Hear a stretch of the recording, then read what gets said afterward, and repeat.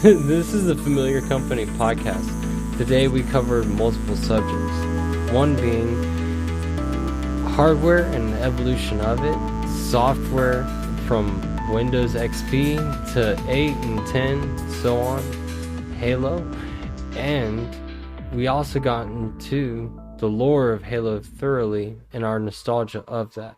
We just, okay, I got like 6 kills at the end of this match. Okay, yeah, okay, fuck it, yep.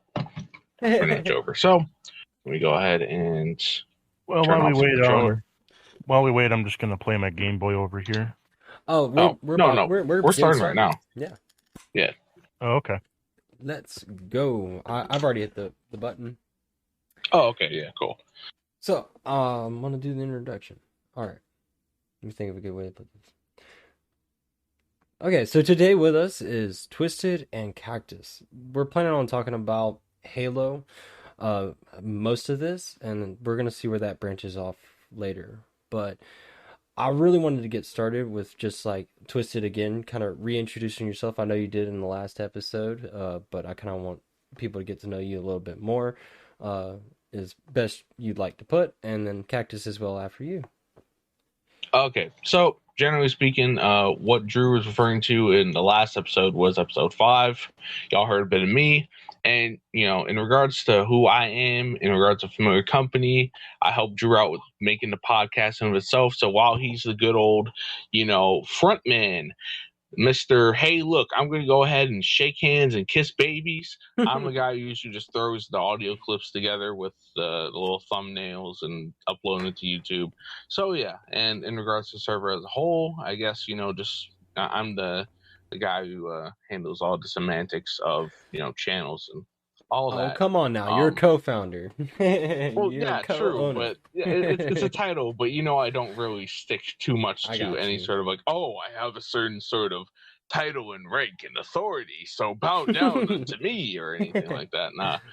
But yeah, in regards to just me as an individual and I guess how I relate to the topic of video games and Halo, always been an avid gamer, always been someone who's enjoyed the immersiveness of being able to play video games in one way, shape, or form. Now, to a certain extent, when it comes to like, hey, look, I like the external boundaries of current like gaming systems, such as like playing with a controller in my hands on the console and handhelds and all that sort of thing, which is something we'll be talking about later. But I will go ahead and say this, right? So back when I was younger, as early as I can remember, as far back as I can remember, when it comes to me as a gamer, the first game that I remember getting is Pokemon Blue.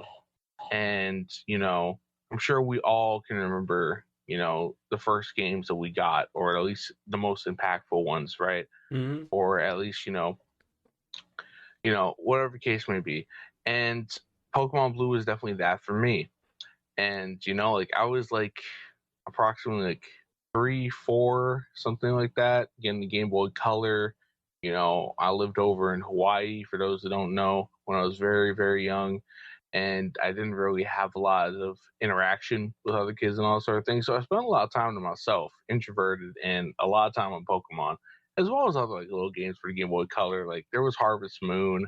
There was like this one baseball game I had, But yeah, so pretty much that game I learned top, to bottom and all that sort of thing. And that is kind of like the one thing that propelled me in terms of like my passion of video games, in terms of it as a hobby, as a part of who I am, and all that sort of thing. To the point of like, I remember when I was younger, we always get asked this question, what do you want to be when you grow up? And as far as I could verbalize it, as far as I could go ahead and express it, for me, it was video game designer.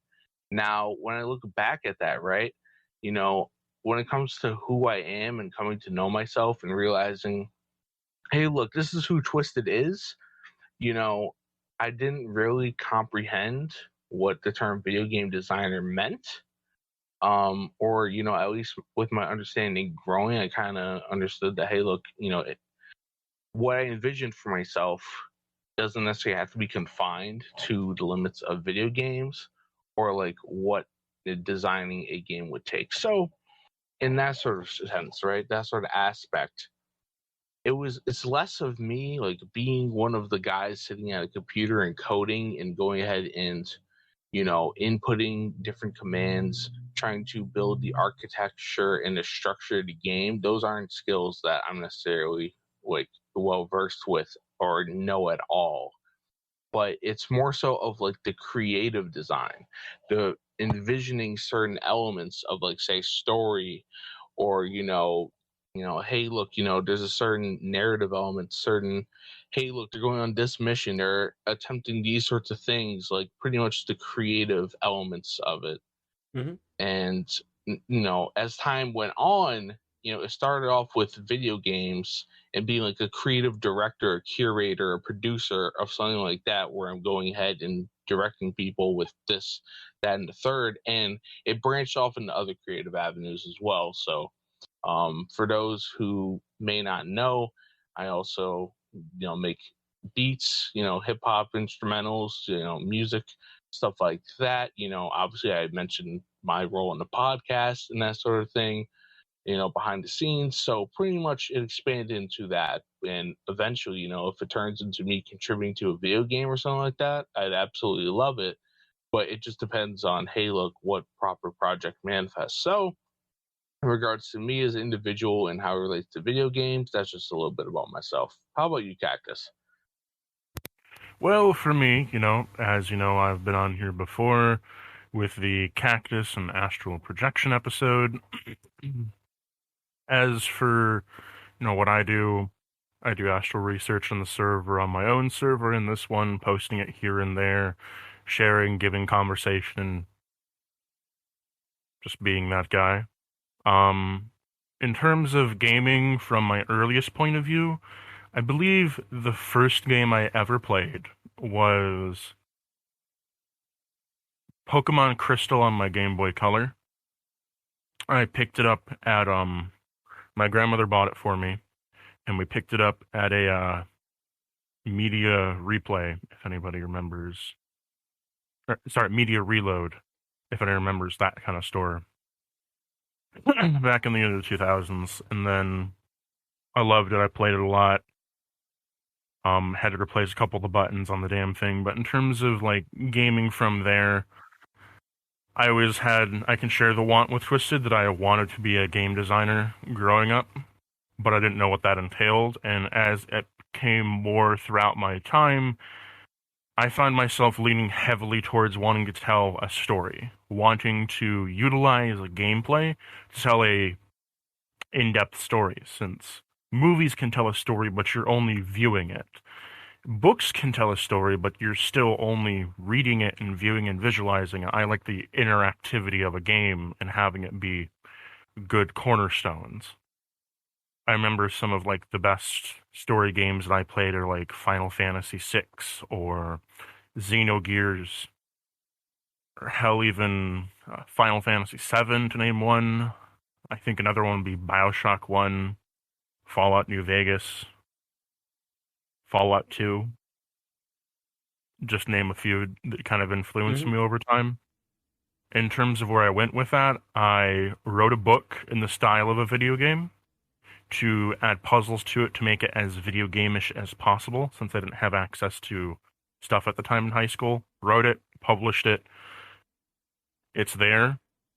It's not what I would consider to be great writing anymore, but it's a testament of what I was in high school. Now,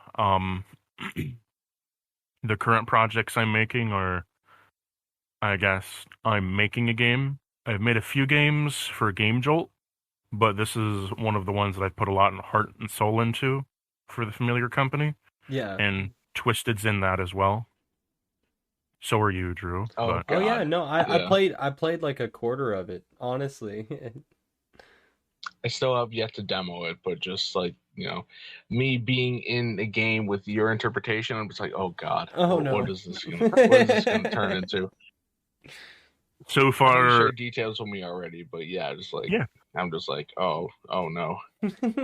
So far, the development is on the 5th floor, dealing with the game in basic terms is dealing with different parts of spirituality, understanding, and philosophy.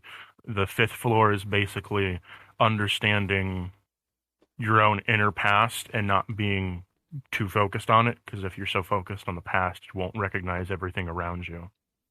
So, and you said that was using RPG Maker that you were making that with, right? yes, I'm using RPG Maker.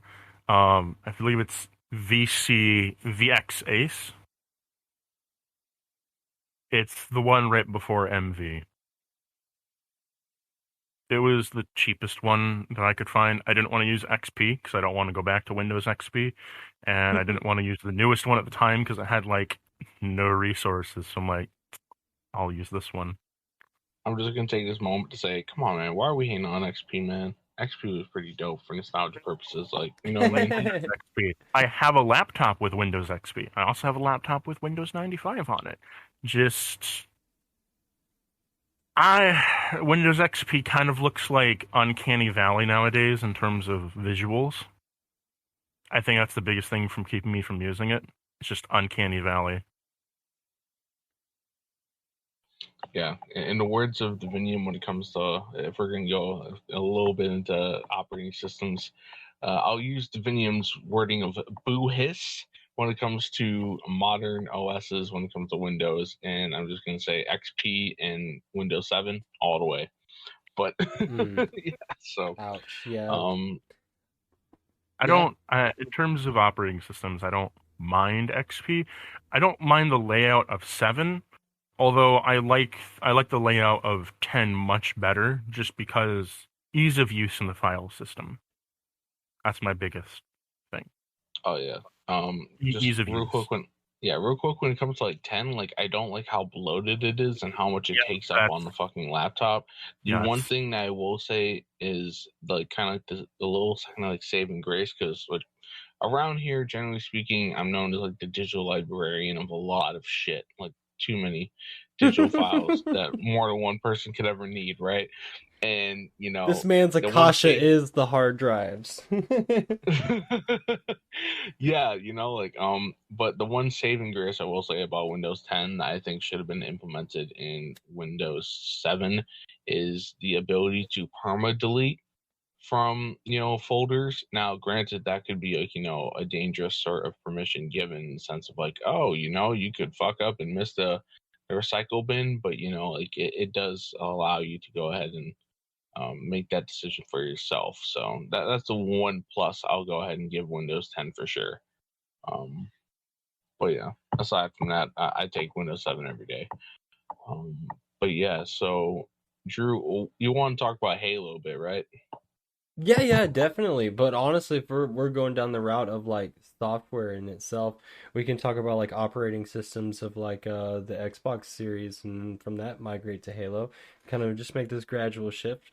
That's actually what I was gonna do. I was gonna be like, so speaking of operating systems, what about Xbox software and like PS4 software, and you know what I mean, like PlayStation software and Xbox software, yeah, gotcha. and the way they've progressed. Let's talk about that evolutionary spectrum, you know. Well, yeah, with that, I have one particular point, and this is going to be a gripe that I have, like, and this is particularly about Xbox. So for those who don't know, yeah, like when it comes to my favorite consoles or what I game on, right? So like when we're chilling the server and we're gaming, I'm playing on Xbox One, like an original like Xbox One from however many years ago. And, you know, I've been an Xbox guy since I got the 360 pretty much. You know, before that I was PS2 guy. But, you know, in any case, the one gripe that I have for the Xbox One, very much so, is, I have several ones, but in terms of the software on the operating system, is the data storage on it, man. Mm-hmm. I don't like how they have their data storage on it. Like the Xbox 360 was definitely better. Now, obviously, it's, you know, it's all lackluster in comparison to PC, how open ended, you know, that data storage is for save files and different things like that, of course. But in terms of like the Xbox 360, I think it had a very simple and you could manage your files, your game saves, and your actual ownership of games and all that sort of thing. You could pull the hard drive out and put in a new one with bigger. Oh yeah, and you could just migrate your saves like that. Yep, and when it comes to the Xbox One, it's very much tied to, oh, hey, look, a lot of it is internet reliance within its functionality, so on and so forth. And say you delete a game, right? Say I go ahead and delete, Halo Infinite, right? Because we're going to be talking about Halo and, just all that. Say I delete Halo Infinite, I got a save file on there, right? It's not going to show up at all as a separate file. It's going to be attached to Halo Infinite. So it may save on the drive, or it may be in the cloud, or whatever your particular settings are, but it's not going to actually show up.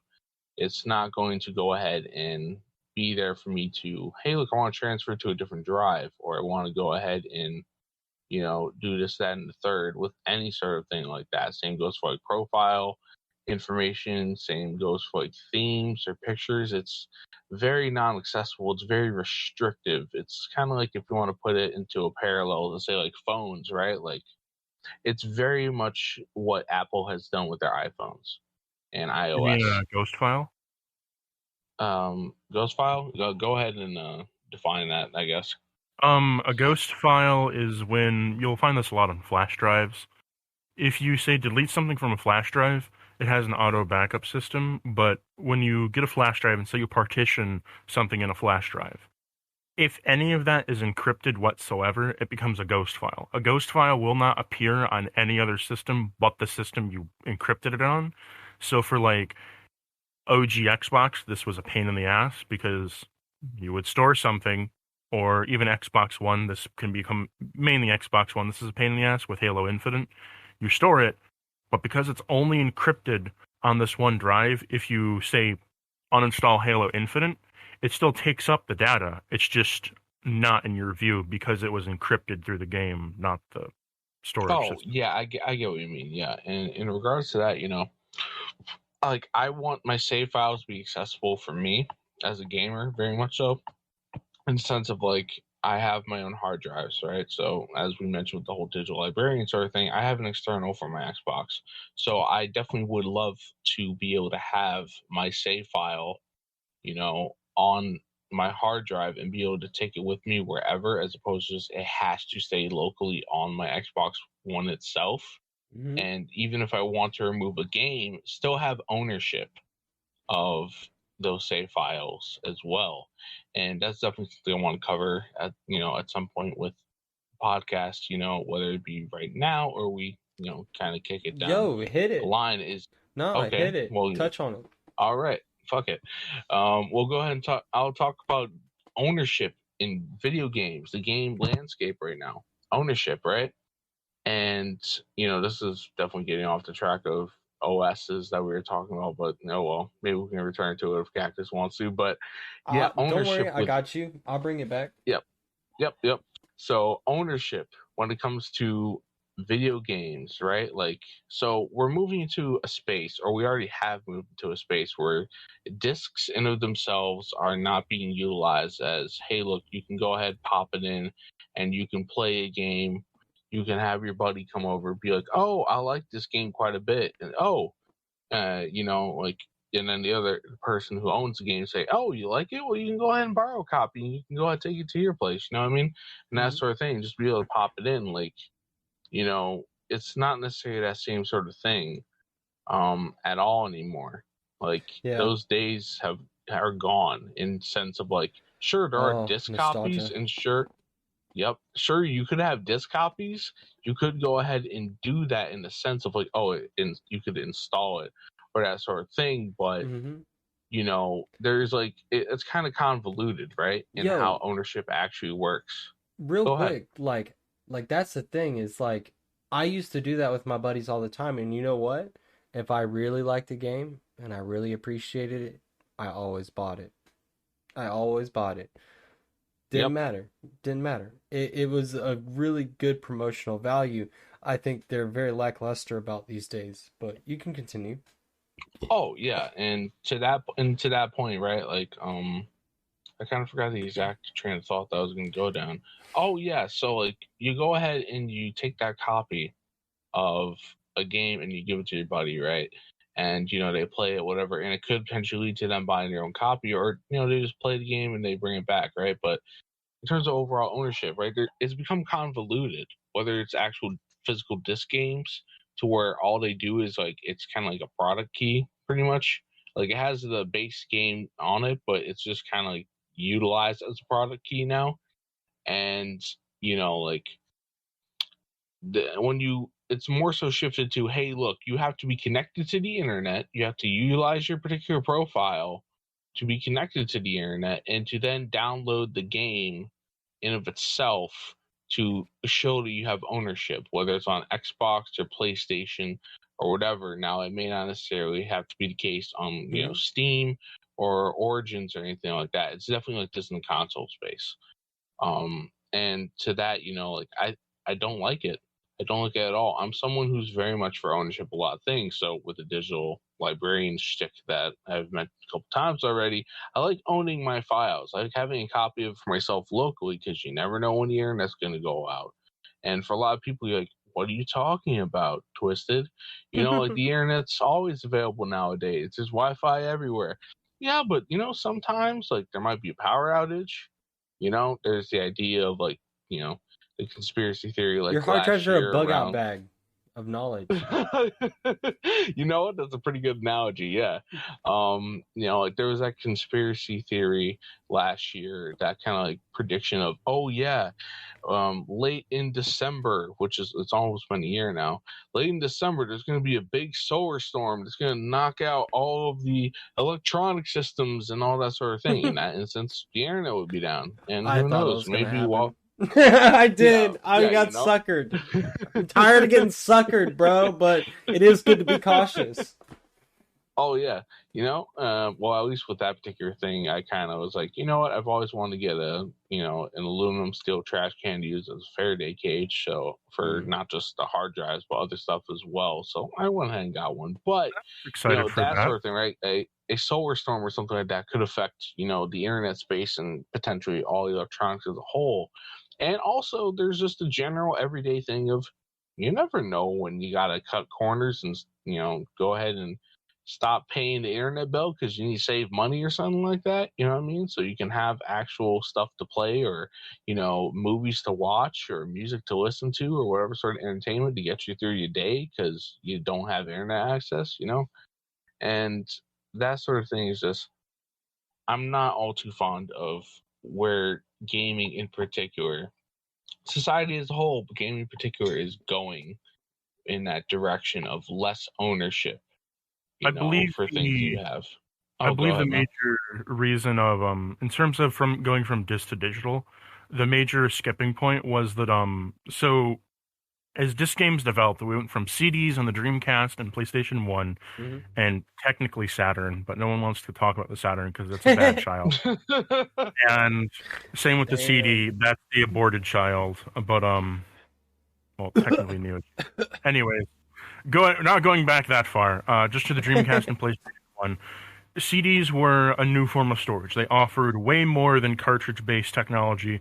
Just take a look at Resident Evil 2 on the N64 and Resident Evil 2 on the Dreamcast or PlayStation 1. It's all about how well they compacted their disc. And for N64, ooh, God, that looks like you just kind of spray-painted gray all over everything. Fog. Does not look nice. Does not look nice at all. Someone come, like Claire would be like walking in from like the fog. It's like, I don't see anything. Pop! There's Claire. It's like, oh, she came back from behind the wall of gray. Oh, that's fog? Oh, well, that's not a wall. So so it evolved from CDs to then DVDs being on the PS2 and Xbox, but not the GameCube. The GameCube used data discs instead. They're they're what we call a hard disk. They're a small little round disk that could hold data, used mostly in business world. They said, hey, it has a lot of storage on it, which ended up biting them in the ass because they're really specific and hard to come by. Until the business world took off with them. Oddly enough, the GameCube kind of jump-started that whole endeavor, which was weird, because you would have people in Japan, business owners in Japan, having a GameCube inside the random business office to run data disks on to extract their folders from. It was so weird. Right. Yeah, no, that's almost And then it's almost beyond me, but it's really fascinating, honestly, and to kind of then like think about this. that's kind of how where the data tower was born from, Hmm. where they said, "Hey, we want more storage from these tiny little disks. Well, let's make a tower of them. Oh wait, there's a GameCube. Let's make a tower of GameCubes." And they made it just a tower of GameCubes, which was really inefficient if you think about it. And then they said, "Wait, let's make a tower with individual readers." Now we're talking. But from there, games would always increase because of the bigger disk size. Once we hit Blu-ray, things got weird. Technically, Blu-ray was much better in terms of fidelity of video, but was technically shittier on the storage capacity. It made for a very high-octane video, but because of that, its actual storage space wasn't much bigger than a normal disc, so you couldn't really get much graphic or actual any storage into it. So now we're at a halt situation. Do we go from discs or do we go digital? Now, digital medium from like the Xbox 360 and PS3, kind of Xbox original. If you remember the early live, like, do you remember like the early live subscription it would have? Yeah. That you could purchase for the original Xbox, it would give you some downloadable content. Hmm. Horribly limited, but some downloadable content. Yeah, I do remember. I think that's I think that's how I got like Conker Reloaded, Conker's Bad Fur Day Reloaded. Anyways, well, they got the digital space, and that's how you got the hard drives put in place on consoles. But from there, it was about how do we make games better without increasing the disc, because what they had right now is they could layer discs on top of each other, or they can make discs thicker, but the thicker they are, the more high-powered the laser needs to be, and then you get into cost, and cost was a big issue. And partially this is why the Xbox One was so fucking huge, along with the PS4, is they tried that, and it didn't work. It made it about the size of an Atari 5200, which is about the size of a normal desktop computer if you cut it in half. Right. Which kind of... It was just... Which we can kind of bring this actually right back around to like the way consoles work now, in a way. Is how we've slowly managed to work our way up to just having downloadable data. The problem here, like Twisted brought up, is ownership and licenseship of that data. You know, whether you're allowed to share it or not. You know what I mean? And I wouldn't mind if they had like stipulations and regulations, like you can only share the license for so many months or something like that. Like something small. You know what I mean? Like I know they had something like this on PSP, where if you wanted to share a game on PSP for some of they had like certain games that were like, remember in early Xbox One and early PS4, if you purchased a game, you get the disc, and it acts like Twisted said, like a security key. You pop in the disc, but it's only half the game, and you download the other half. For like, I think it was like for Black Ops or like one of the early Halo ones. Yeah. I think I remember that. Where it took for fucking forever for it to download, because it had to download the other half of your game and then comprise it in its file storage. Yep. They tried doing the same thing on the PSP for much bigger games, because the PSP originally was not meant to handle something like a PS2 in terms of games. They still made it work, but for later versions, what I believe they did with the PSP for some of them is they tried doing a system where you would get a disc and it acts as a decryption key, and you're able to download the game onto the hard drive. I don't know why you would ever want to download it onto a PSP hard drive, because that thing is such a small little piece of shit. But I remember those days for sure. But you get the disc, and you would have a limited number of uses before it was gone. So you could share it to like 3 or 4 people, with the excursion of if you shared it, you would like purchase like for $5, and you would get to do it again. And it has a limited number of 4 times. I think that would honestly help with licensing a bit. If they went back to, if you wanted to share your game, you could share it with somebody. They would have to pay, but they would, like, if you wanted to like have a license for it, you would be able to like pay a little bit more for that license to say, I own this, fuck off. But I don't know how that would work out, because you're essentially paying extra for an ownership. I do understand the issue of being able to share a game, where like going back to like the 360 era where you could share stuff. Like you just pop one game over to one another and share it and have a shared catalog of games, similar to something you could do on Steam. Just yeah. Oh yeah. Well, on that, let me interject if I may.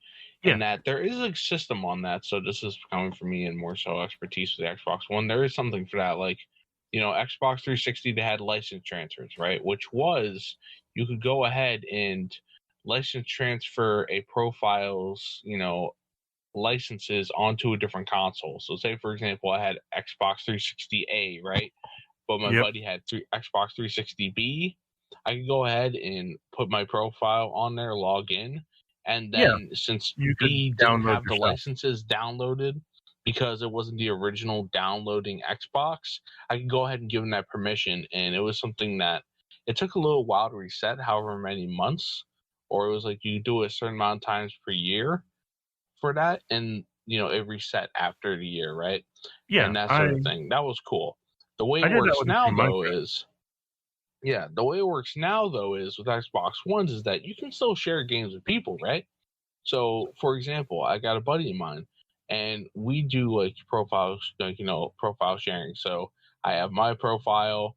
He's had access to it, and he's put the Xbox Home on his console. So with that being said, he gets access to my games, and he can play it offline if he wants to because he's downloaded it and he set that as the home Xbox. However, as opposed to the previous system where the Xbox 360, where, hey, look, I had my profile and I could go ahead and share that, a couple times per year, and I could still play my games offline, with my profile and all that sort of thing, because that was the original console where the licenses were from the initial download. I can't do that anymore on my Xbox One. I have to remain connected to my internet while sharing with someone else. And that reliability on an internet connection, it's rather restrictive, and it can get in the way of things because if I may sometimes interject. You don't. Go ahead. I had the bad end of the stick on the 360 system for that particular mode. Oh yeah. My profile got corrupted. Ooh. And that profile had like a shit ton of games on it. And it was because of the file transfer system, like logging into another one.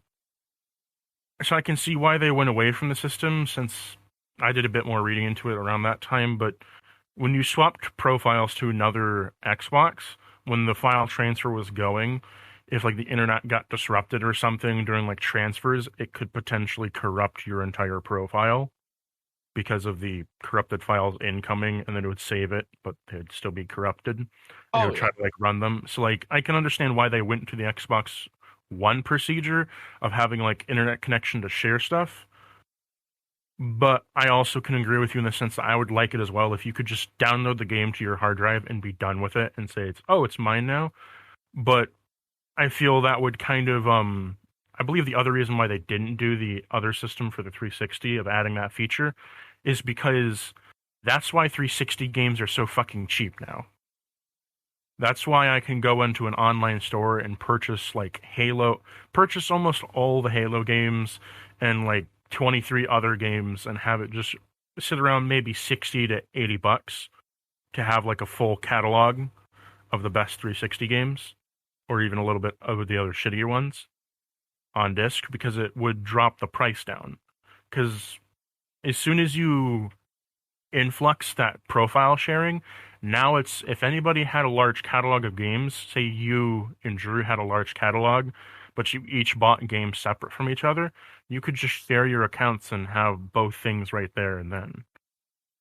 That drops the overall game price of individuals overall, which I think they saw and they didn't want to have again, where I can go back to the 360 and Halo 3 is $2. Halo 4 is $5. The most expensive game on there is Fable 3 at $35. Oh yeah. And truth be told, go ahead. So I think capitalism was a part of it, of why they did that. And that's exactly what I was going to head to. Yep. Not saying it's right, but they wanted more money, and they realized, hey, our shared filing system, that kind of fucked us over in the revenue department. well, let's do it this way where we technically still have it, but not really. Yeah, it's all that nefarious sort of shit, right? It's that. Okay, so when I say nefarious, I think you guys know at least, but maybe not necessarily everybody out there. I am definitely for capitalism in of itself, but that's another talk for another time about political subjects. But when it comes to the elements of bad capitalism or money grubbing, yeah, this is definitely one of those cases where, it's all about internet reliance. And the reason for internet reliance is reliance on the company in of itself, like managing, hey, look, these are the games that you've bought digitally.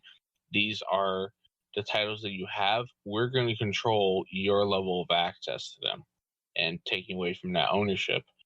And, like, I'll say this,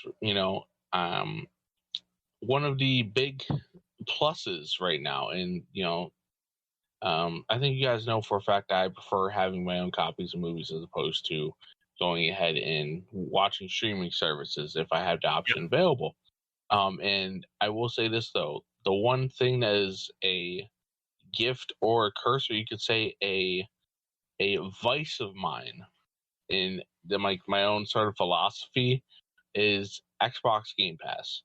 And with that right there, it's been touted as the Netflix of gaming, right? Because you pay the yearly fee, which is like $120 for just the basic, and then $180 with the ultimate, which is, I believe, EA Play mixed in, as well as like gold mixed in as well.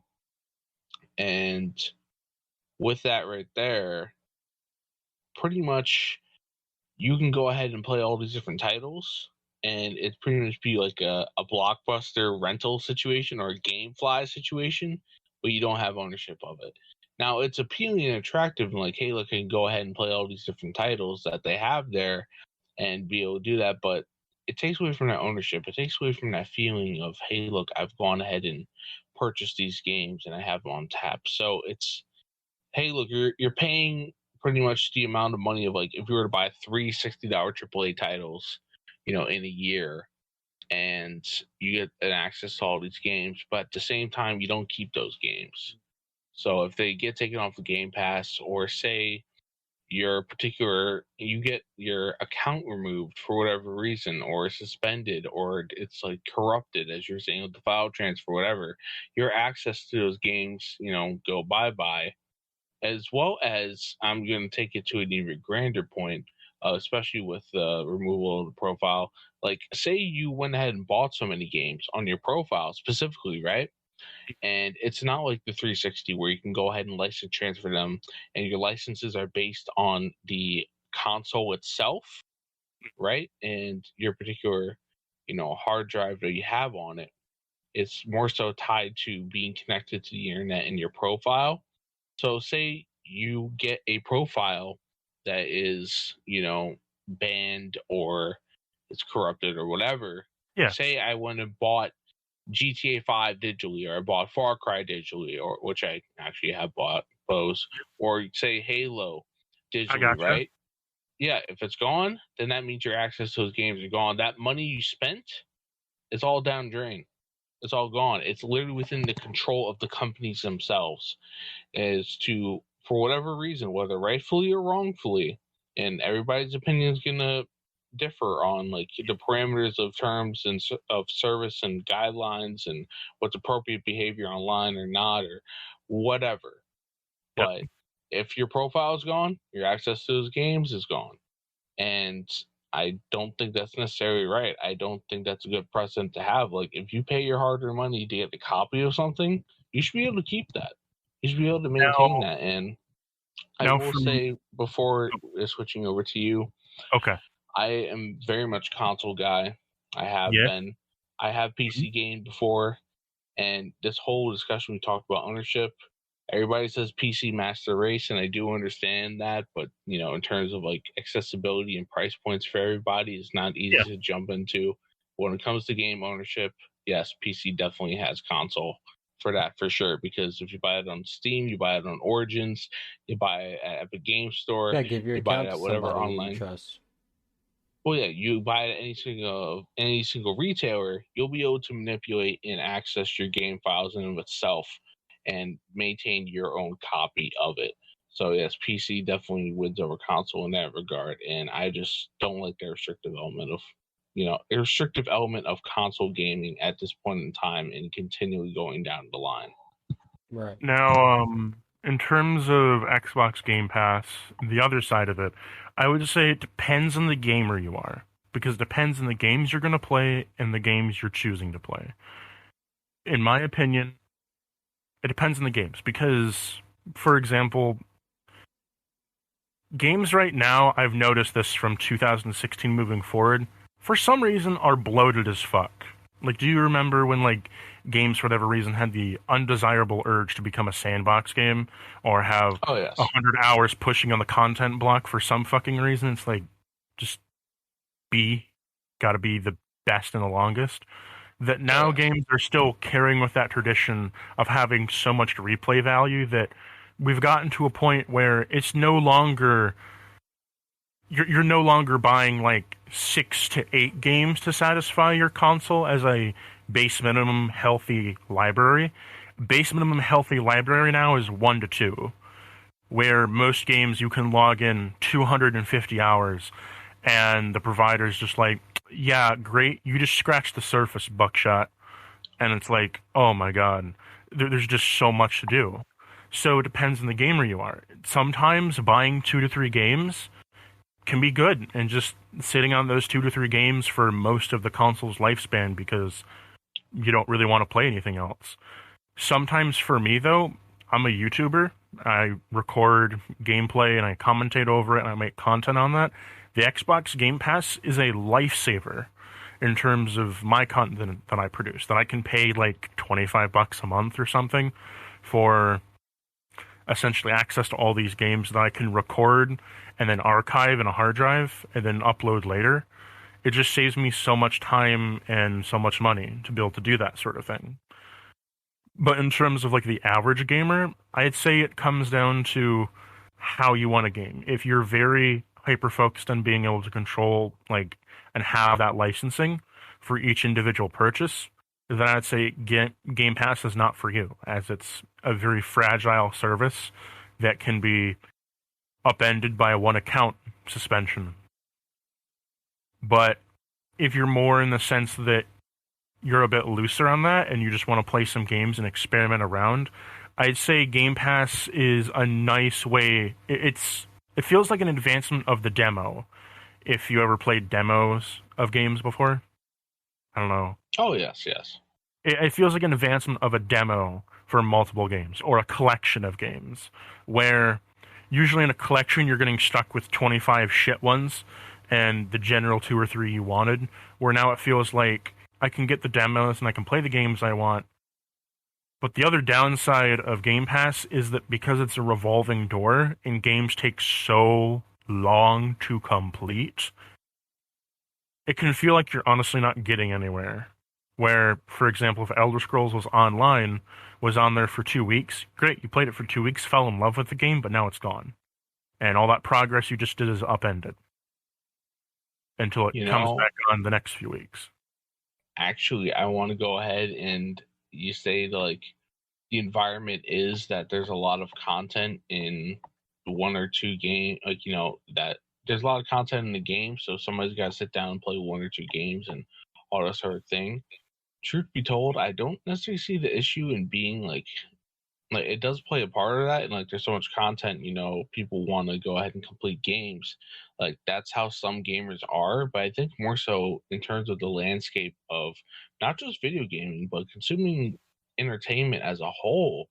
We're more so of ADHD microwave society, in the sense of there's so many things available, whether it come to video gaming or YouTube content, videos. Obviously it's not the only video platform. There's BitChute, Dailymotion, D Live, there's Odyssey, Library, etc. Or say music, or everything is so more so accessible to make and consume that there's too much choice. Actually, that more commonly what you'll see amongst gamers and people who are just consuming content is, oh, I'm buying this game and I'm playing it for a little bit, but then there's also this game, so I'm gonna buy it and I'm gonna play it for a little bit. Oh, there's this game, I'm gonna jump over to that and try it out. Oh, there's this game, I'm gonna go ahead and try it out. And then, not only that, but like, okay, so I'm going ahead and I'm trying out all these different games and not actually getting to the crux of them or completing them, but then also streaming, playing an element of this as well, of like, you know what, I'm going to go ahead and consume gaming related content, video content. I'm not playing it myself. I'm going to watch someone else play, and just being like that, trying to consume the experience in that sort of way, which, it's so much choice, man. Like too much choice, and I guess, like a lot of people can get overwhelmed because I'm of just that. I'm just coming from the creator's aspects, since that's kind of my whole shtick on it. Where from a creator's aspect, for streaming, recording, or commentating, or just doing any content whatsoever involving that, Game Pass is a godsend. That I still think it's a godsend outside of that, because there are games that, for example, we'll take Ark, released a while ago, but it's still generally popular, I think. I'll take Ark and Fortnite. Or we'll take Ark and Halo 5. Ark and Halo 5. 2 games that are on Game Pass each. You can play them. I'd say overall, it's good for testing out games in the sense of what's good, what's bad. I do hear you in the sense that you can be overwhelmed by the choice of things, but I also think through multiple experimentation, you'll probably find what you do, what you don't like, and what you're willing to go back to, that I think it all evens out in the end through Game Pass in terms of finding the diversity that you want to be able to play with. If you accept that you may not be able to play the game all the way through before that game passes, then I think Game Pass can be a really good first step. Like if you bought an Xbox, you don't have very much money to purchase a game, I think Game Pass is really good for people that can't just hard double down and buy a game. Oh, yeah. Although I don't agree with the practice of making Game Pass super cheap, but making games to purchase higher than they've been before. Where, like, for some reason, Halo Infinite's like $75. Why? Who knows? It's above average price. I'm. Shall we get into? Okay, I want to end my thoughts on Game Pass, I guess, and then we can talk about Halo Infinite and segue into that as a whole. But particularly, we can talk about that price point initially. So with Game Pass, we've gone ahead and made a lot of critiques in relation to the state of gaming and how things once were, and us being, even though we're all relatively young, angry boomers when it comes to the state of video gaming as it used to be, and us having that nostalgia, right? But let me go ahead and say this. I very much enjoy Game Pass and the ability to access these games. And, it's, the price point, it's pretty good. And, at, $180, that's 3 AAA titles, per year that otherwise I'd be getting just 3 individual games as opposed to those titles. And I have access to Halo Infinite because of said Game Pass, and I have access to many other things, including the whole Bethesda library now, EA Play titles. I'm a guy, you guys know I enjoy my basketball quite a bit, so it's not on there right now, but I can expect like around February, March time for there to be NBA 2K as the season keeps going on and heats up, because that's kind of been the pattern for the past couple of years. All sort of thing. And, in terms of the whole ownership shtick, right? Like, I'm able to experience these games, and like, it's less money for me in terms of like the model of how I go ahead and like focus on ownership now has changed quite a bit for console gaming, in the sense of, if I really enjoy a game and know I'm going to go ahead and play it again later on, I'll wait till it's been out for a while and used disc copies are available for like say $5 or whatever, and I'll go ahead and grab a disc copy so I can go ahead and play it offline, to have that, as I said, product key, pretty much the simplified in usage of the game discs now, and have that available to play offline, instead of having to rely on the internet itself. Now, speaking of that, I would like to see if, say you purchase Game Pass, and you like a game and you want to purchase it, I wish it would be that you could get a discount if you already bought Game Pass. Like, say you bought Game Pass, 50% discount on the game that you're going to purchase. Oh, there are discounts. There are discounts if you have Game Pass and you buy it digitally. Yes, there are. No, I'm talking like physically. I'm talking if you like. Physically, yeah. Say for example, like, say I find Banjo-Kazooie on there. Oh, this game's $20. Now it's 10 because it's 50% off, and I could buy that physically on a disc collection. Or say Halo 3 or Halo 2 or Gears of War, etc., etc., Tales of Symphonia, onwards and onwards, Fable 2. That if I buy these hard disk games that are on these disc, that is in disc, that I could say, hey, because I own Game Pass and I'm already paying the company this much money, it would be like 50% off or 25% off to buy the physical version. I think that would go a long way in helping just disc sales to keep that kind of product around. If you were able to, like, say, I think that would like help. I think that might help you, or it might help people. It would help me in my particular niche. Yeah, it would help me in my particular niche. But in all honesty, the whole market in of itself, not just with video games, but everything as a whole, is getting away from DVDs, Blu-rays, CDs, all that sort of thing. Like, it's obviously, it has been for a while, but just completely, it's going away at some point. Like, it'll pretty much become a niche. It'll become a little sort of thing similar to like how vinyl has existed, and retained a certain niche audience and kind of made a resurgence and all sort of thing due to particular lossless quality of the analog sound and the warmth that comes along with it. But it's like it's just going to become it's going to be a low niche thing, so it'll always survive in some way, shape, or form. But in terms of how things are produced, like, expect within the next 10 years, don't be surprised if, like, game discs as a whole are gone away with. But what I'm excited for, though, is Nintendo Switch with is the SD card cartridge style going to survive? Is that going to become a new style? Because, like that, because it's it's something that's universal, right? Well, they've been doing it, like, in terms of handhelds, right? Like, the first handheld I remember that utilized a micro SD card was the PSP. That was back in the mid 2000s, and like, mobile devices in general, whether it be a PSP or it be a Nintendo Switch or it be a mobile phone, micro SD is the standard. So that standard and universality will continue onward, and I don't see that going away anytime soon. And it might become more so of a thing. Yeah. I just wonder if we're going to get to because we're getting to the point now where, like, SanDisk is coming out with like a 1 terabyte micro SD card. And it makes me think, are we going to get to a point where, say we forget about discs and we go to micro SD cards, where micro SD card cartridges, is that going to be like the next big step in terms of hardware, I guess, hardware gaming versus digital gaming? I think this is where we have to draw a line in data and processing, right? Because it's not like this chip has a processor in it. And if we're going to be installing an entire game, I think it's a little bit more complex, right? Because the data files are decrypted by the processing of the hardware of the console itself, right?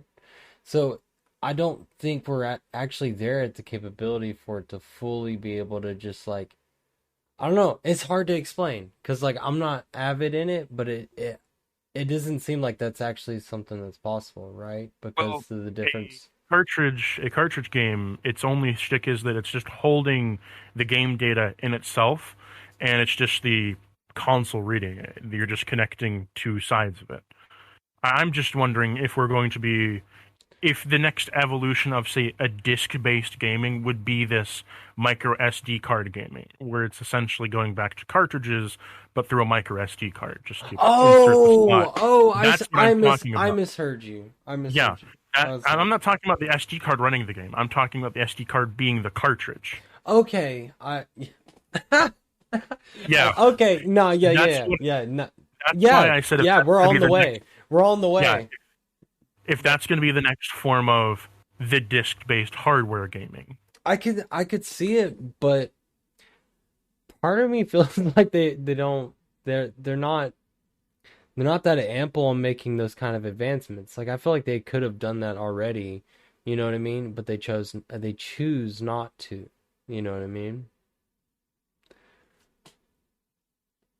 The other major concern that I see a lot right now is hard drives and how big things are getting. Generally speaking, from what I see, is that hard drives are not large enough to contain multiple games if you download them digitally, and games are getting just bigger and bigger and bigger and bigger. I can remember Doom 2016, that fucking game was huge when it came out, and it's still huge now. So even on like a 2 terabyte hard drive, it's still a fucking huge game to download.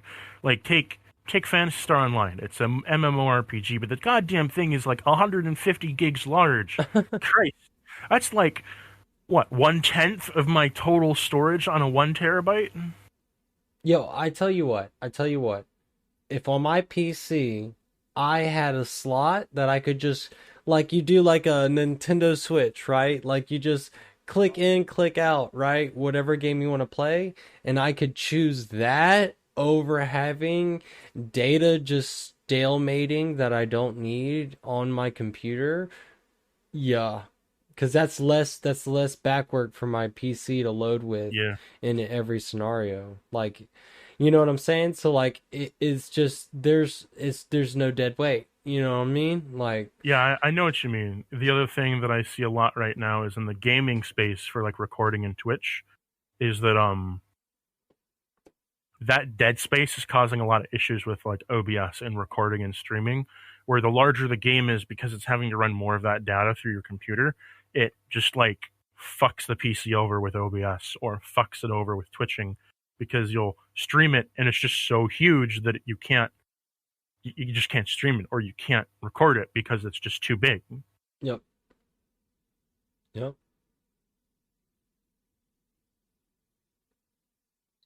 Now, one thing that we did mention, I know we've been alluding to this since the beginning of this podcast, but one thing that you mentioned was the price point of Halo. You said it was like $60 or like $70 for that. It was like 50% above normal price. It's like, oh my god, why? Well, I actually have a thought about that right now. We can use that as a segue into Halo itself, right?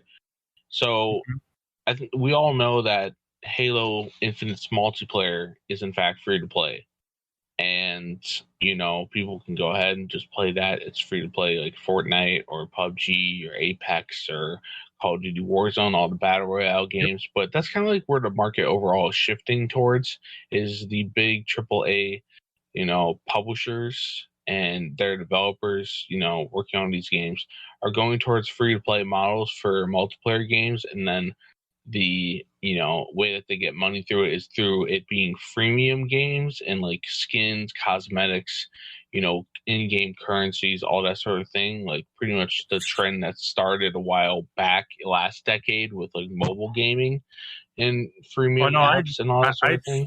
I'd say it started with Team Fortress 2. Oh, okay. Well, elaborate for a moment on how Team Fortress 2 started. Just give a credit where it's due. I'd say Team Fortress 2 started that whole freemium kind of aspect, because like you get the game when it went free to play. I went free to play in like 2000. I think it was like 2010 when it went free to play.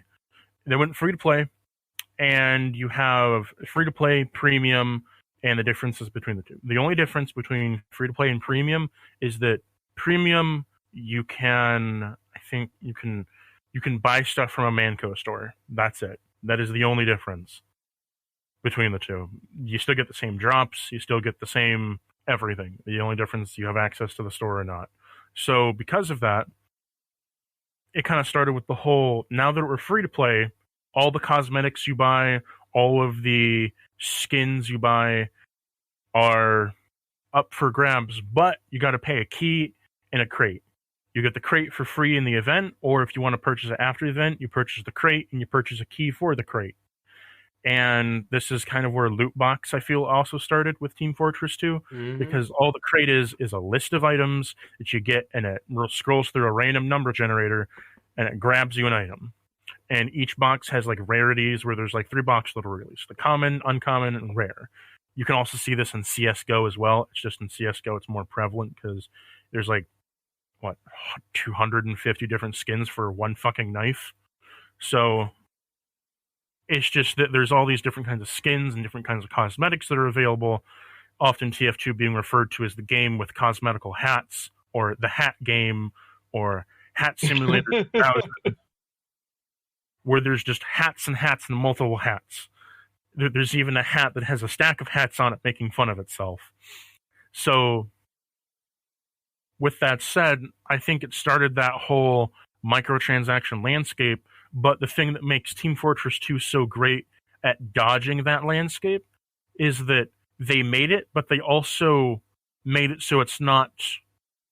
They made it fair, because it's only cosmetics, but you also get cosmetics through crafting, where, like, as long as you keep playing the game, stuff drops at random, and you'll get common drops. Like, the common stuff will drop. So unless you want to get it right then and there inside the loot box in a short little frame, you can. There's contracts to complete that gives you different cosmetics. Like, there's stuff to get it easily, but it's the rarer stuff that from years past that is harder to get. And I feel that's like the appropriate way to go about it. That in the moment, it's easy to get. It's just as years go on, that older stuff naturally gets harder to find because there's other shit out that's being pushed towards you. And that then if you wanted to, you could pay for that older shit that's like 5, 6 years old and go from there. No. But in terms of nowadays, the freemium aspect is a bit different, where now if you buy premium, there's stuff behind it more than just cosmetic store. I feel if they just made the same price point as Team Fortress 2. Overwatch did a similar thing to Team Fortress 2, where literally all that premium did you was give you a cosmetic. Nothing more. Yep. Oh, yeah. Now, the one thing I did want to go ahead and bring up, right, in regards to the whole mentioning the free-to-play thing is, so Halo Infinite, as it stands, free-to-play, and, so that in of itself, the multiplayer aspect, that's free to play. That's part of the game that's already out for free, right? So when it comes to that price point, what are you paying for? You're paying for the campaign. Yep. And with that right there, like, honestly, I think it's highway robbery in the sense of like... think campaign is worth $75. Like, yeah. You used to pay for multiplayer because that's what you wanted. So you gave us multiplayer for free. Well, now it should only be $35. Yeah, exactly. I was gonna say like $30 for like the campaign itself. As like like I agree with you completely on that. Yep. Isn't that what OST did in 3? Well, no. ODST was a full-on game itself. The thing about ODST was that it was a individual campaign. Like you were paying $60, but what you got was a 2-disc sort of deal.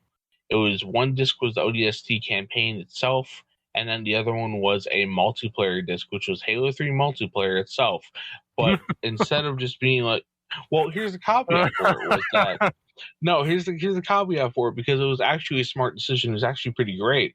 Was that you were paying for just in the multiplayer itself, so you wouldn't be able to play Halo 3 campaign on the multiplayer disc, but you got access to all the DLC that got released up until that point. So you were paying for like fresh content if you never went and paid for that DLC for Halo 3 at all, and you had it in disc format, and that's what it constituted. So you were getting different content for that in of itself. Like, that was justified, I can say completely. But in terms of having a $60 price point for Halo Infinite's campaign, I don't think that's necessarily accurate or right. Yeah. And I think that the model should change moving forward in a fair sort of manner. Do we think it's going to change because companies want to be greedy and grubby with their money? Probably not, but they should do that. I think, just to be fair, like. But actually, I do think this is a great segue, because we've been talking about like the politics of like the economics and marketing of video games for a second now.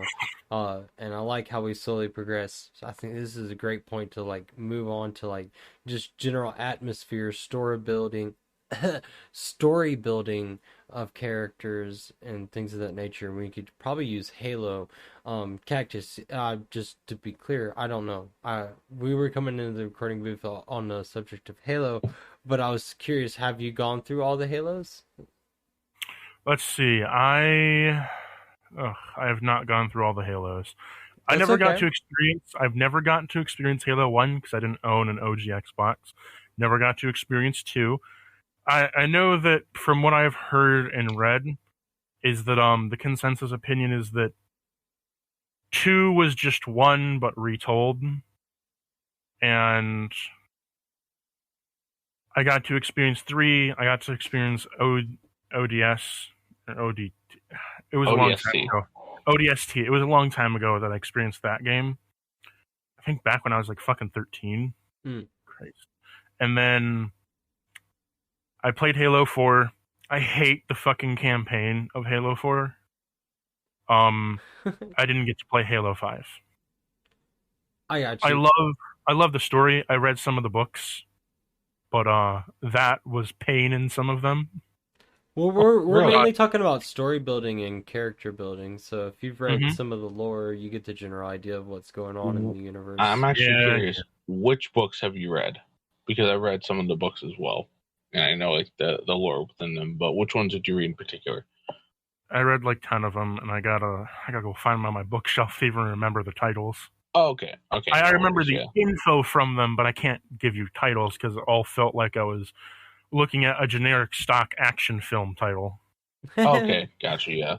Well, in the vein of just giving shout outs to the extra lore of Halo books and all that, shout out to author Eric Nyland, who went ahead and he wrote some of the earlier Halo books. And I know I mentioned I know I mentioned this to you earlier, Drew, about Halo: The Fall of Reach, which for those who don't know, sure, there's the video game Halo Reach itself, but The Fall of Reach, it was written, I think, in 2003 or so, and it was the events of Master Chief during, Reach getting taken over by the Covenant and all that sort of thing. And I'm not going to go ahead and spoil exactly what happens, but it's not just Master Chief himself, it was his company, his actual, fellow Spartans that he grew up with and he trained with, and their backstory together up until the point of Reach where shit went haywire and that sort of thing. And truth be told, like, for those who have not played Halo 5 or may have played Halo 5, some of those characters actually go ahead and do make an appearance in Halo 5 as part of Blue Team. So if you're like one of those people who are like, are curious as to, okay, let me find out about all the lore of, a series I like quite a bit, or you may have played Halo 5 and are like, oh, who in the hell are these guys? They just popped out of nowhere. I definitely recommend you go check out The Fall of Reach, as well as First Strike. And there's other books in the series as well that pertain to, I believe, Blue Team and their exploits. I believe Ghosts of Onyx may have been that. I don't know for sure because I read those 2 books in particular. But there's tons of other extra Halo lore that I've delved into, including comics and video stuff. But those 2 books in particular, they definitely have a place in my heart for sure. But yeah, I guess to go ahead and just generally mention, I enjoy the lore of Halo quite a bit. I've been, in terms of like my own expertise, because Cactus said that he's played some of the titles. Yeah, I've played 1, 2, 3, ODST, Reach, 4, 5. I'm in the midst of Halo Infinite, which is actually 6. I played Halo Wars 1, played Halo Wars 2, played Halo Spartan Assault. Like, I'm definitely a Halo guy for sure. So yeah, when it comes to the general sort of thing with that, what about you, Drew? Like, what is your how many titles have you played? I know you discussed it previously, but for the sake of the recording and ongoing conversation. Oh yeah, appreciate you. Yeah, everything you said was really well said. Same for you, Cactus. I think this has all been a very productive conversation, honestly. I don't think many people go this deep these days based on hardware and or story building anymore. And so it's good to kind of see us come together on that. Just a side note. But when I first started with Halo, I remember one of my dad's friends gave me an Xbox, right? And then that was the first like first person shooter I'd ever played in my life. It was Halo 1 on an Xbox. And like I'd only played like Spyro and like, you know, like PS1 games, or I was very much I didn't have I was born in 1997, so like I didn't have a console unless it was like a Nintendo GameCube or PS1. That's what I grew up with. I skipped all of the beginner ones. But so like I didn't play an FPS until someone gave an Xbox, Doom 3, Halo, and I think it was Splinter Cell. I think it was like a Tom Clancy video game. And those were the first times I'd ever experienced something like that, because I kind of grew up sheltered until I was 13. And so being 10 years old and playing these things was just like, oh my God. And like, I remember Halo being the game that stuck out to me the most, because like, it was like, because like I was very invested in the story, and like the graphics didn't matter to me or anything. Like I was so invested. I was like, I have a gun in my hand, pew pew pew pew, and like I'm wearing a armor, a super suit, and I'm like a genetically engineered warrior, and it's like go time, bitch, like let's go. Like I was so invested as a child in this fantasy world. Like, and I had several of the games. Like Doom was too scary for me to play, I'll be honest. I was 10. I was like, everything's bleeding. But so I couldn't play it. So I ended up spending all my time playing Halo 1. And I just beat that game so many times. By the time I was 11 years old, I had beat Halo 1 at least 20 times, you know, and then Halo 2 came out, right? And like I lost my shit. This was like the pinnacle moment for me when I was a kid. It's like I lost my shit. I was like, "Oh my God, Halo 2." And I couldn't tell my parents about it. I couldn't tell my parents I was excited about a game I wasn't supposed to be playing, because my dad would let me play it, but my mom wouldn't. So like on the weekends I'd go play it there. You know what I'm saying? And so like I couldn't tell my mom about it, but I'd go over to my dad's and I'd be able to play it, and like he didn't know what I was playing either. You know what I mean? Neither did my grandparents. I had a little TV, and like I was like, they just didn't pay attention. Like, cause my grandparents were out of touch. They had no idea what that was. They were like, oh, it's just a video game, whatever.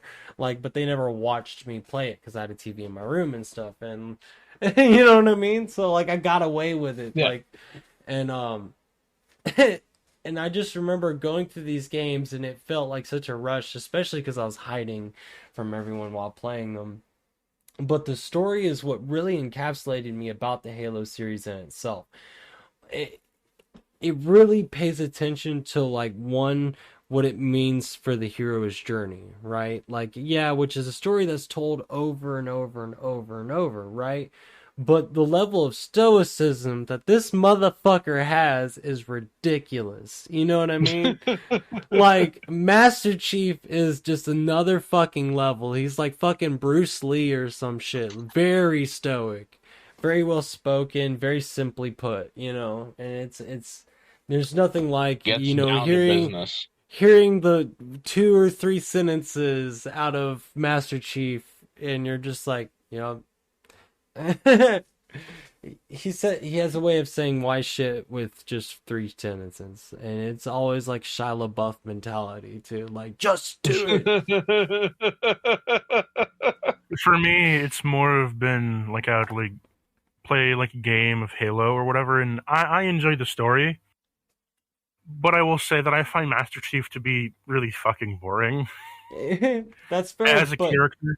But like, the hero's journey, man! The hero's journey! Yeah, I get it. I've read the Odyssey and the Iliad. It's fun. It's nice. It's good. But Homer's hero's journey, yep. But just like it's very good narrative storytelling. It has a very good narrative. It does feel like there's been a few copy paste moments, especially with the flood.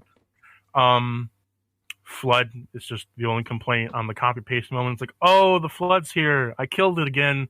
Oh, look, they're back. I killed them again. Oh, they're back for a third time.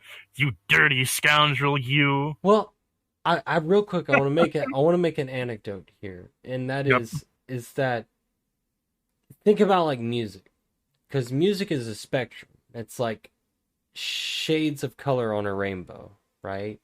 You can pick and choose whatever you like, and it's almost guaranteed to have been done before.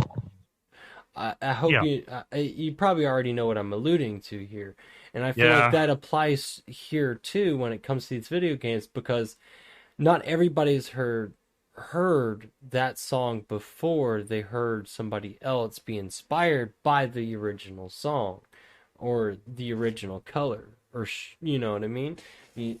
So I think for me, when I first experienced the hero's journey, it was through Halo series. I didn't experience the hero's journey until like later high school through the Odyssey and so on and so forth. But for me as a child, that was the first time I was completely encapsulated in that ideology. So for me, it was a fresh boat. No. I know you're not. I'm not implying that whatsoever. So you're fine. Don't worry. I'm just saying in general. I just want to get this point across in general about like what the hero's journey means, and I think Halo has a very simplistic way of putting it, you know, and there's something special about that in itself. So when you're saying what you're saying, I don't take that as a criticism of just the game itself. Like so you're good, no worries. But yeah, I think you get what I'm trying to say so far.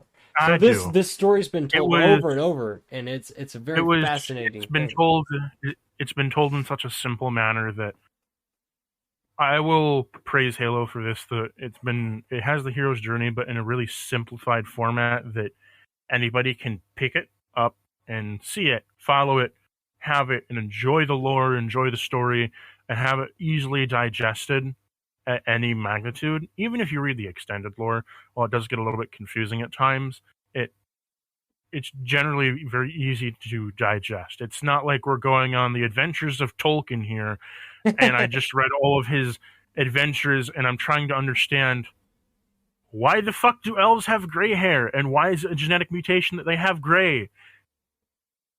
Right. Why is it a genetic mutation they have blonde? We're not going that far deep into it. It's just, I shoot things, here's my story. Yep. It's very simple, and it captivates the youth, and that's what it was for. It was for the youth. It was for people that were between the ages of like 10 and 16. So they did well with that. You know what I mean? They did. Yeah. It's just that I feel they kind of lost that spark around 4 and 5. I have to disagree and agree. For different reasons. I don't. For 4, it lost the spark for me. I think they did well with the lore. I think the lore is fine. I think the gameplay and mechanics and things of that nature, like the way the gameplay has progressed, not the lore. I love the lore. The lore is held up. The lore is fine. I don't have any issues with the lore. It is the loss of spark of what I'm talking about is the conjunction of tension that, it's like with Halo 1, 2, I only played 3 in ODST, but for me, 3 in ODST, the drive between gameplay and story narrative, holding that tension beautifully between each other, it was amazing in 3. Where you were able to hold and have this gameplay, but also have the story driving you to have tension, and the gameplay is matching that tension, that it's like interweaving like a DNA strand together. It's just amazing. Yeah. The one thing I will have to state in regards to that, the differences that one can make between Halo 3 and onward is that after Reach, so chronologically speaking, 1, 2, 3, ODST, and then Reach was the final one that Bungie had a hand in.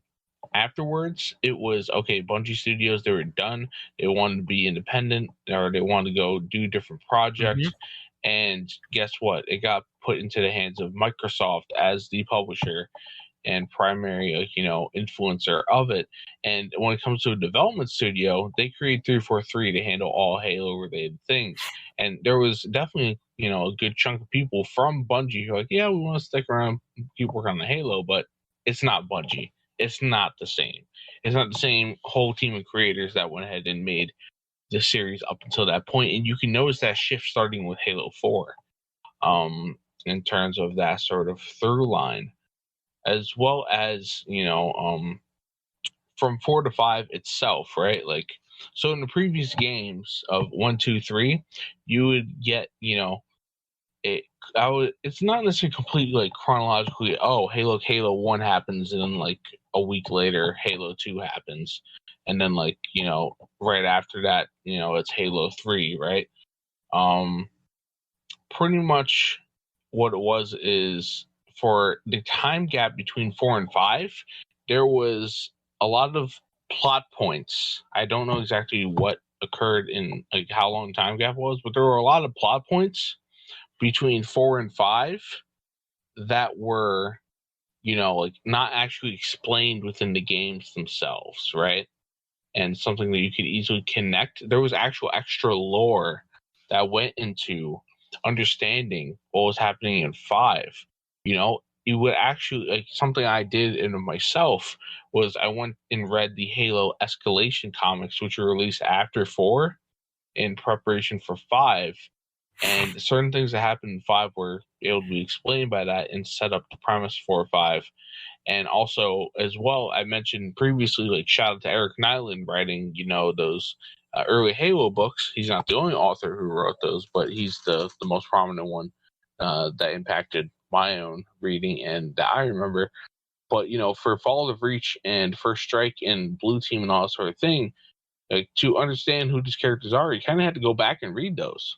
It wasn't just a straight through line from game to game in of itself. So while I was already covered in that sort of aspect, that's definitely a gripe for the casual Halo person who doesn't go into the extra lore and actually, like, wants to comprehend and thus be able to connect with the narrative of the story and what's going on, not just event wise, but also like all the intricacies and the various levels of that. Yeah, that's well said. Y'all, this is on point. I love all of this. I just wish, for me, this is just me, I want that interwoven of gameplay and tension back. I want there to be, because, like, for me in 4, it just dropped. Like, there was no interwoven tension with the gameplay. There was story and there was gameplay. And overall, the lore was still upheld. The lore was still developing. The lore was still interesting, but lore does not make story good. Lore can be good, but that does not make a story good. At least in my opinion. Because, like, I'll draw this to, like, Lord of the Rings. Lord of the Rings, if you take out the lore from it, is a very bare-bones story, but it's a good flowing story. It has good narrative. But it's not the lore that makes it a good story. Do you understand what I mean, Drew? Oh, no, I understand. I mean, it's like jargon to philosophy. Like, yes, Yeah. yes, it's entertaining. Yes, it's fruitful in its own right. But it is still what it is, jargon. And Yes. so I get you, yeah. But I think that the fact that a video game can even go that far, or any kind of, fantasy world can go into jargon and kind of display these traits of, like, experiencing existence through the eyes of another is a fascinating attribute. And kind of this is another really great segue point. Really quick, we got to talk about this. But the future of gaming is upon us. Yeah, well, could I actually go ahead and mention something about the aspects of Halo before we go ahead and talk about something like that? I will say this, right? So, you mentioned before, like, your first forays into Halo. For me, my actual entry point was Halo 3. This came back from when my cousin, was playing on his Xbox 360, and I saw him playing Halo 3. Like, wow, this is a pretty cool game, and all that sort of thing. Maybe want to get a 360. And like going ahead and experiencing that, and then also shortly after or concurrently at the same time being able to play Halo 1 on the PC as opposed to the Xbox. Now, when we go ahead and like sharing that origin story, the more in terms of the actual like narrative elements of Halo 3, why, you could say that it's such a great game, right? Is that you mentioned how Master Chief is very stoic, right? Mm-hmm. How he's just, I'm going to go in, I'm going to wreck shit, I'm going to get shit done, and, just do my damn job because, hey, look, life's hard, things suck. The Covenant's coming to the Earth to go ahead and blow it the fuck up and glass the planet. But oh well, regardless of that, we're going to get the job done. There's a mission. Hell or high water. It will get done. Now, I will say this. While he always maintained being a stoic individual throughout the first 3 games, Halo 3 in of itself was where there was a subtle emotive aspect to it, right? Yeah. That was, even though in 2 there was some, it was Halo 3 that I think that really went ahead and, like, introduced that more so in terms of, like, hey, look, Master Chief lost Cortana at the end of 2. And he's trying to search for Cortana to get her back. So that way, and then they eventually go to Halo, the Halo ring, and be able to go ahead and stop, what's going on with the Flood and all that sort of thing, right? Like, yeah, but it's like, hey, look, this was his partner in crime for the first 2 games, and now he's separated from Cortana. And sure, he had the assistance at Arbiter, throughout. But still, if you're playing co-op, that is, and, throughout the story's narrative, right? But still, you could tell by, like, say the little interruptions in the missions and all that sort of thing, like, sure, he's pretty much like getting these, like, sort of weird digitalized, like, fragments of memories and flashbacks and shit like that. And, it's just like reminders of, hey, look, Master Chief, he's still a Spartan. He's a stoic motherfucker, but, she was able to somehow, even being AI, penetrate that to some extent. And he formed a bond and connection with Cortana. I think that in of itself contributed to why Halo was so great. Of course, gameplay and all these other things as well. But that is definitely a major thing that I think of when I think of why the story of Halo 3 in particular and Halo as the original Choju is great. Now, ODST, that was kind of like, them delving into a neo-noir sort of thing. And oh, dude, ODST is my favorite. It's my favorite Halo. I fucking love it. Yeah. Yeah, man. And like the like in regards to that, just kind of like trying to pick up the pieces and that sort of thing of what happened to the squad, and trying to find that out. I think it was pretty great, but, to stick with that emotive theme, right? When it comes to which of the Halos done by Bungie is the most emotive, it's by far Reach, and it's amazing for it. I have to like agree. The story. Absolutely. Yeah. Amazing for it. Like, you're part of, the noble squad, your noble 6, right? And you're the new guy on the block. You go ahead and get, familiar with these different Spartan 3s, and all that. And pretty much just, you go ahead and, you're on this planet and you develop some sort of bond, through the events that go on, like, that sort of thing. Like, and pretty much just having to witness and seeing your fellow squad mates die one by one, dropping like flies, and that sort of thing, and you're the last one left, and all the individuals around you, and being a new recruit, and the timetable being accelerated because you're in the midst of this fucking crazy ass event and war with the Covenant and Reach going to shit, like that sort of like from the standpoint of like say a U.S. soldier nowadays or anything like that. It's trauma bonding, right? Yep. It's trauma bonding.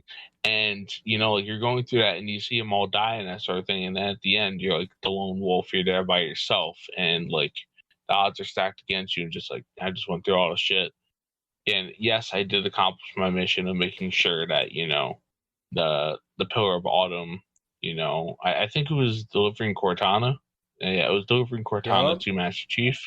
Yep, and you accomplished that mission, right? But hey, look, all those people I went through hell with, they're gone. I'm there on the planet by myself.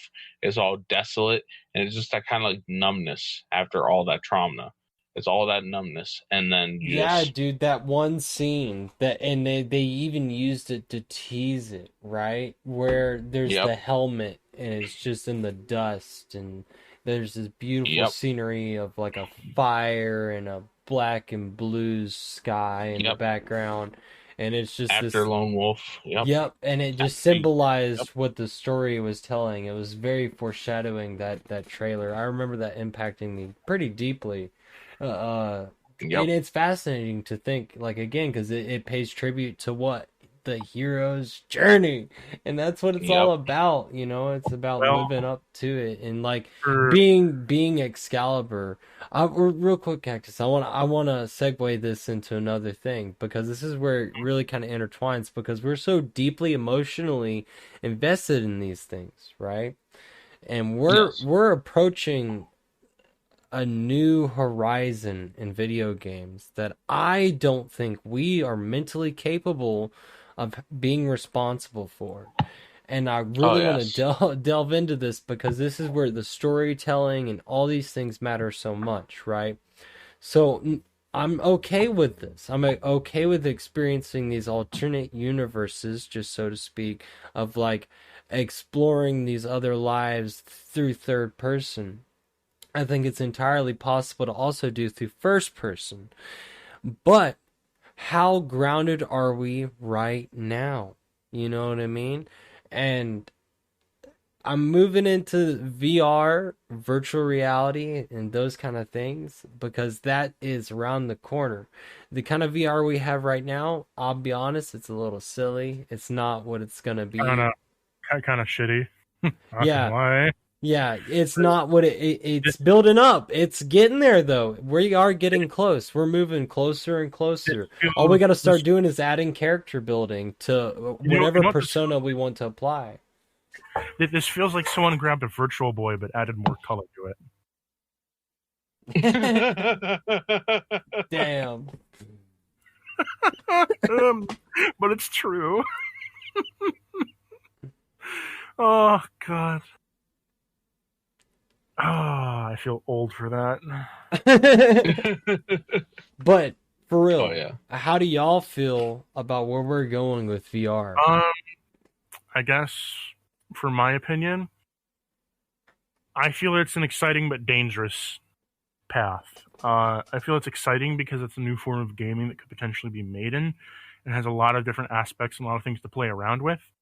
Take like Half-Life Alyx, where that's like, I think, the first serious, like, actual try to make a VR game, like Half-Life VR, Half-Life Alyx. I think that's a phenomenal start at the right path. But there's still obviously more you could do with it. I feel that it'll be very entertaining and very, cool to see where this goes. But it's very dangerous in the sense that if you encroach actual virtual reality, you start having the same fears that people had about D&D in the 80s. What is reality, and can you process the difference between reality and fantasy? And for the people that can, it'll be great. For the people that can't, I feel this is going to be something that's worse than those fears initially had for Dungeons and Dragons. Just as a kind of like path connection. Yeah, I have to agree.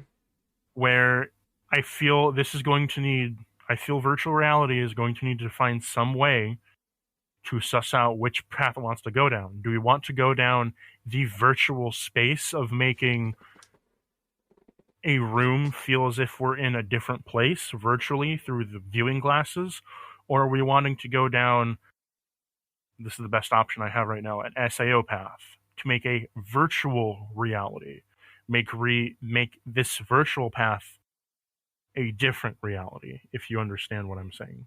I do. No, yeah. Okay. Yeah, like, are we wanting to go down the video game path of this, where we have a virtual reality we can experience, play with, but we're still within our own reality?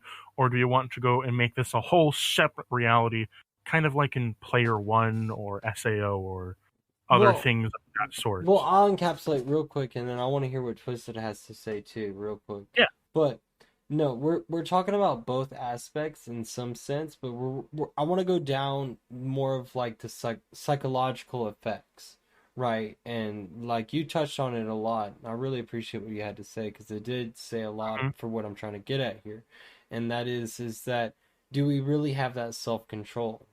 Are we really ready to be delved into these immersive alternate realities? Through, because it evokes different states of consciousness, being in that presence. It's like living a different life. It is second lives when you get to a certain extreme. So that's where I'm really going for. We're probably about 5 years out from it getting to that crazy, but I definitely want to go over how just right now it's psychologically affecting us, right? And the potentials. Right? I don't think we're ready. Yeah, that's how I feel too. But I want to hear Twisted's thoughts. Same. Oh, yeah. Well, we've had this discussion plenty of times off air, and we even had a discussion beforehand. You, I, and Divinium, as we were just chilling around before this. But yeah, when it comes to VR and where it can potentially lead us, right, in terms of people becoming immersed and entrenched into it, that in of itself is a very dangerous road, as Cactus was saying. Like, pretty much people can have, okay, I'll put it like this. The danger with video games in of itself, as Cactus was alluding to with Dungeons and Dragons, is like what is real, what is fake, and all that, and just the overall nature of escapism and addictive behaviors going to escapism itself, whether it be through, say, gaming, or even like, say, alcohol or any other sort of drugs, hard drugs like heroin, coke, whatever, food, all that sort of thing. That definitely applies to VR. And, the one thing that I'll say that, for myself, and I believe you stated before, but you can go ahead by your own testimony and say this, why before I meant, like, in previous conversations off air, that, the one thing that I appreciate about being able to pick up a controller and be able to play on the screen and be able to go ahead and do all sort of things, like, hey, look, it's immersive. I can go ahead and put myself into this world and this scenario and like enjoy having, like, that sort of like imagination fuel, you could say. But in regards to, like, I want that distinction. I want to be placed in reality. I want a semblance of, hey, look, I'm in my own environment and I know who I am. Like, I think I might have touched upon this when it comes to the Little Death, episode 5 of F.C.P. Like, I haven't taken psychedelics or anything like that before. I haven't gone ahead and searched for those sorts of things because I wish to be within my own reality.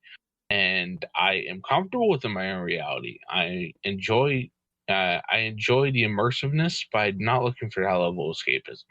Whereas there are many people who are looking for that, and overly so, too much so. Everything can be cool in moderation, but this is definitely a dangerous door for those who don't know moderation. And, not going to name drop, but there are people that we know, or just within the general populace, that go ahead and partake in VR as it presently stands, even with those shitty graphics that you were talking about, Cactus.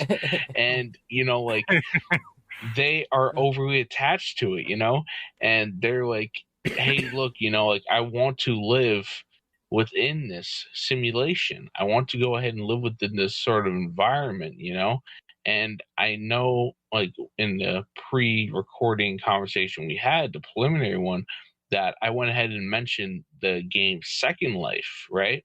Yep. And people being immersed in that sort of thing, and you're potentially going ahead and foregoing this reality, this first life, you could say, and choosing this second life to go ahead and live as the technology progresses and becomes more so immersive and interfacing with your neurological pathways and the interconnections, right? And pretty much like having on the VR headset, having like the earbuds in, something that interfaces with your fingers and your hands, and potentially like maybe even like an entire motion capture suit or something like that to some extent, as the technology grows or whatever sort of level of funds you may have to access these different, capabilities, but overriding your physical senses.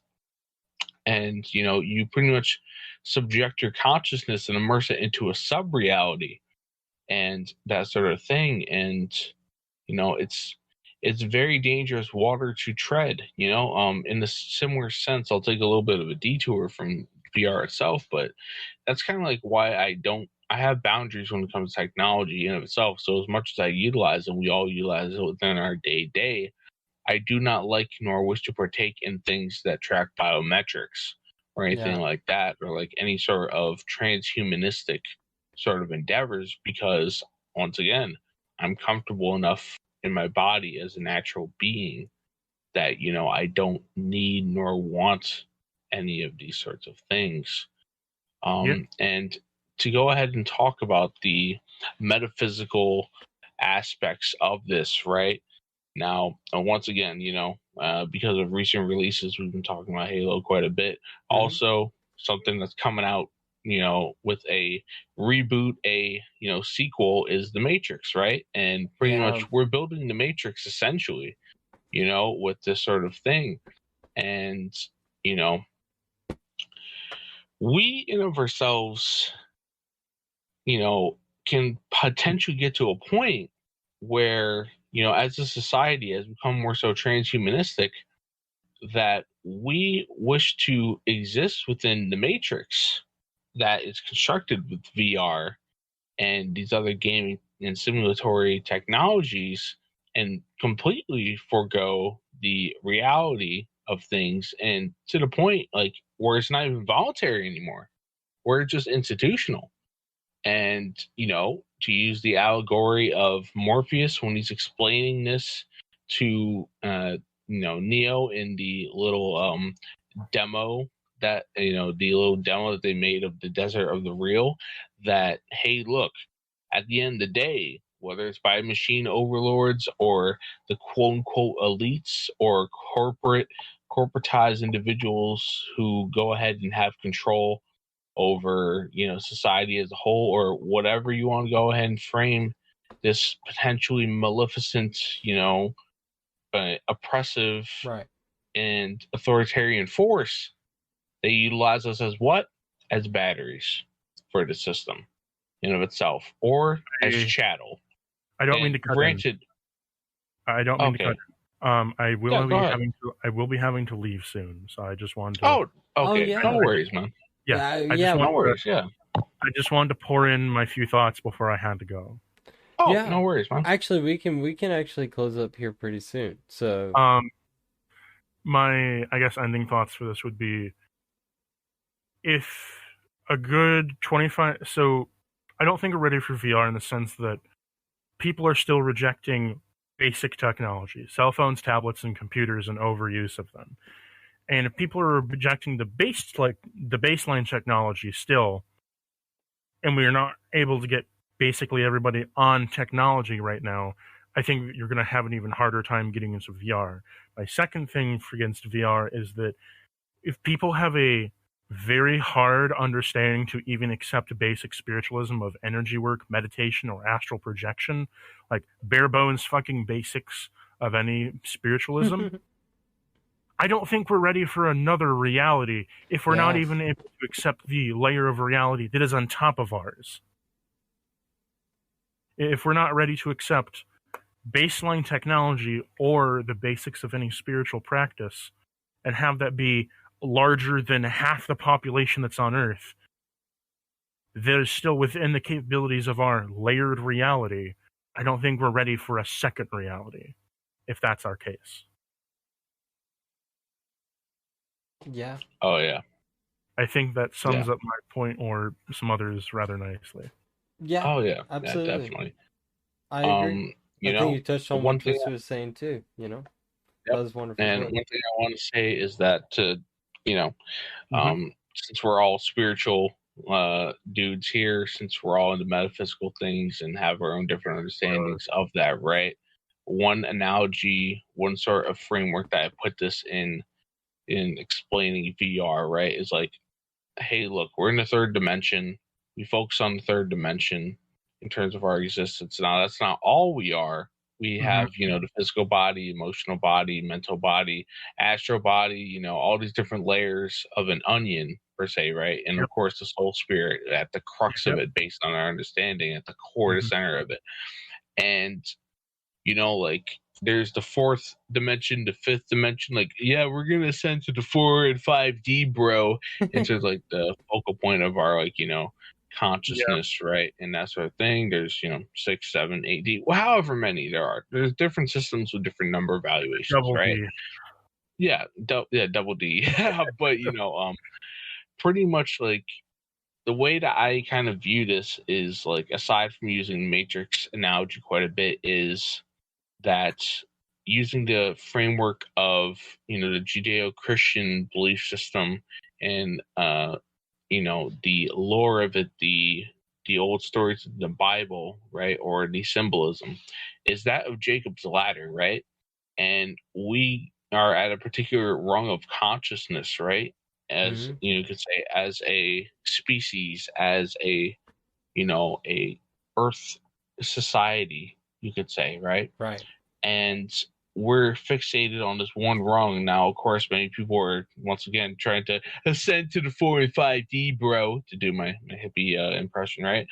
But in terms of VR, in terms of virtual reality, in terms of these simulations, right? I see this as a means of going along with the transhumanist agenda and pretty much succumbing to it or submitting to it or using it overly too much as an addictive form of escapism, that we could be potentially seeing a large entrapment into a lower rung or a sub-reality. And just to use the different paths, the different, so magically speaking, right? Us three are aware of it, but for those who are not aware out there, there is the left-hand path, the right-hand path, and the, you could say, less obvious and a little bit more hidden middle path, right? But let's not go ahead and talk about the middle path and this sort of thing. That is something that Drew and we can discuss later on in terms of the whole thing with that. But just to use this analogy, to use this analogy, right? The left-hand path, but I love you both. Oh, I hope it has. Stay frosty, man. Oh yeah, stay frosty, man. Yeah. And pretty much is like the left-hand path is the being a king in hell, right? Having your own sub-reality, having your own section of that, and being like, hey, look, I'm not trying to escape it. I'm just trying to have my little bubble, my little pocket in there. And then being on the right-hand path is like, hey, look, I'm going to go ahead and be a servant in heaven, and like, the left-hand path being more selfish, the right-hand path being more selfless. And, this is kind of like the danger of virtual reality and simulation, is the not to say that the left-hand path is inherently all evil and malicious or anything like that for you practitioners out there, but in a detrimental way for, the health of society, us going ahead and being put into this bubble, this sub-reality, and foregoing and disconnecting ourselves from our inner true self, our inner spirit, and all that sort of thing by this means. It's well put. Yeah. So with that, if we're going to close up shop for this particular iteration of the video game talk, I'm definitely content with that. That said, very soon, whether it be later on today or maybe just whenever, like, we can definitely delve more so into video gaming in a even more so casual sense. just for the hell of it. And yeah, I think we got quite a bit out of that conversation, and yeah, I definitely enjoyed it for sure. Fucking A, dude. This is what I like. This is what I like. Casual conversations where we're hearing one another's views about these, concepts that we kind of neglect because most of us are uncomfortable, one, with the idea of us assimilating with virtual reality. That's terrifying. Oh, yes. To some, and to others, it is, oh my God, bro. Bro. Did you surf on the waves of Maui's and Second Life last night, bro? Oh, bro. Like, deep worries. Deep worries I have for our future. But oh yeah. I think the way you put it with the left hand middle path and right hand path, like, that is a wonderful way to look at what virtual reality is. It's encapsulating how we really are looking at life. Are we grounded in who we are? Are we paying tribute and being honorable here and now? And that's really important. I think this has been a wonderful conversation. I thought we would be mostly talking about just lore and hardware and software, but it ended up being also absolutely beautiful. And it's wonderful to see that fractal state of, like, everything's just fractal. Hey, we are jargon. Oh yeah, and video games in of itself, it's such an easy to dive in easy to dive in subject and all that sort of thing. If you want to do a recording once again very soon about that, just talk about more about video games and whatever, I'm down for that, or at some point, or just whatever for the podcast moving forward, whatever subject you want to tackle. Obviously, I'm here, I'm available. So yeah, with that said, go ahead and do what you do, man. Hey, this has been beautiful. I can't wait to do this again. This is the Familiar Company podcast. Today we covered multiple subjects. One being hardware and the evolution of it, software from Windows XP to 8 and 10, so on, Halo, and we also got into the lore of Halo thoroughly and our nostalgia of that. I hear sirens in the background. I hope my microphone's picking that up. Nope, nope, no sirens. Nope. Either way, I'll actually make an outro later, but this has been awesome. Okay, well, hold on. Is it done recording? No, but I can cut it. No, it's all good. Just do the outro right now. Keep it all.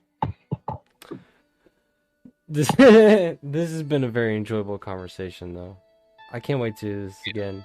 This is Familiar Company podcast. Today, Cactus joined us and Twisted joined us, and we talked about a lot of things. All right, there we have it.